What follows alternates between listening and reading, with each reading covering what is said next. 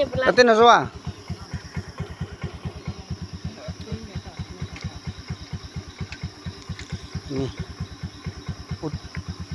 চাবলৈ ওলাইছোঁ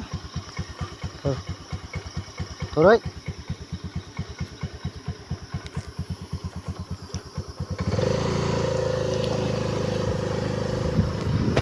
আমি গৈ আছোঁ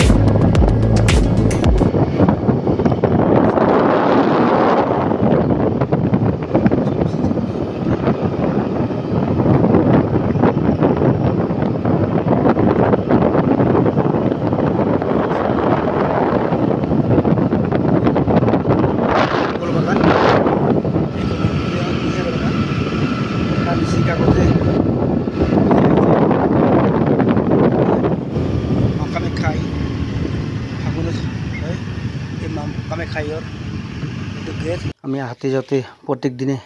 এনেকৈ এটা হিয়া লৈ যাওঁ যাতে আমাৰ পৰিয়ালবৰ্গ ভালে ভালে থাকে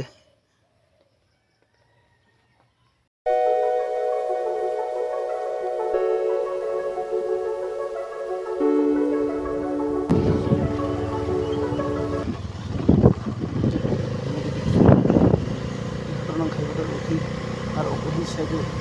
এখন আমাৰ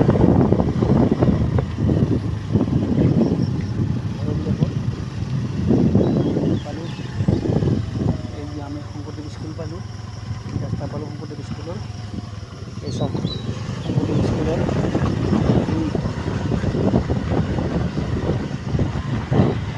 আহি গ'লোঁ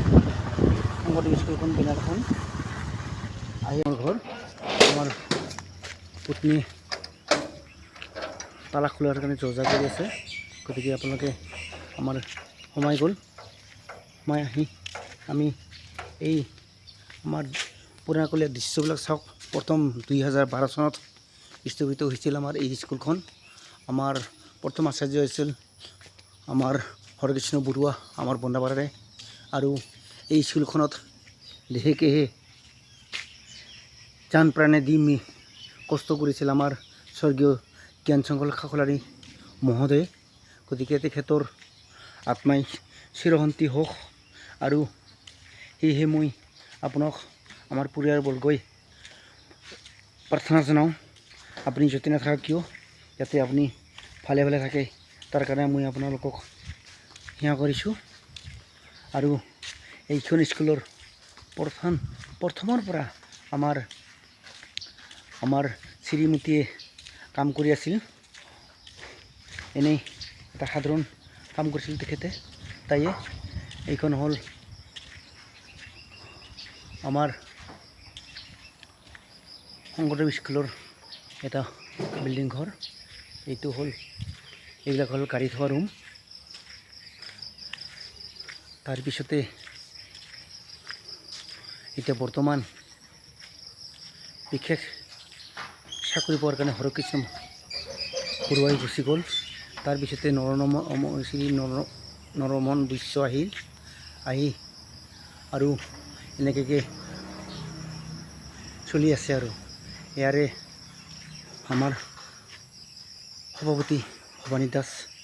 থিৰিশ দাস এওঁলোকে স্কুলখনক সম্পূৰ্ণৰূপে চলাই আছে আৰু এইখন স্কুলৰে ফাৰ্ষ্ট ডিভিজন লেটাৰ আদিলৈকে পাইছে গতিকে এই স্কুলখনৰ যাতে সকলো আচাৰ্য আৰু কুমতলি মই ধন্যবাদ ৰাখি মোৰ এই খটখটি সেই বিল্ডিং এইটো বিল্ডিঙত গৈ খটখটি হৈ যাই আছোঁ যাই আপোনাৰ ওপৰৰ পৰিৱেশটো মই দেখুৱাম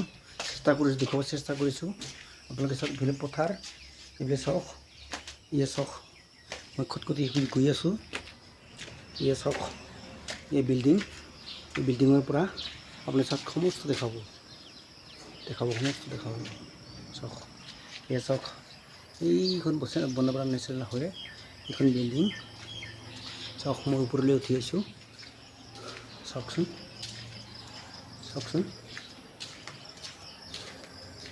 আমাৰ যিহেতু সাধাৰণ কৰ্মচাৰী, আমাৰ শ্ৰীমতী, যাৰ কাৰণে আমি মামাই নিৰ্দেশ মতে আমি 4:30 আহিব লাগে। সেয়ে আমি কিবা কষ্ট কৰি হ'লেও আমি ল'ৰাহঁতে এইখন স্কুলতে পঢ়ে, শংকৰদেৱ স্কুলত। গতিকে মই 9,000 টকাত কোনো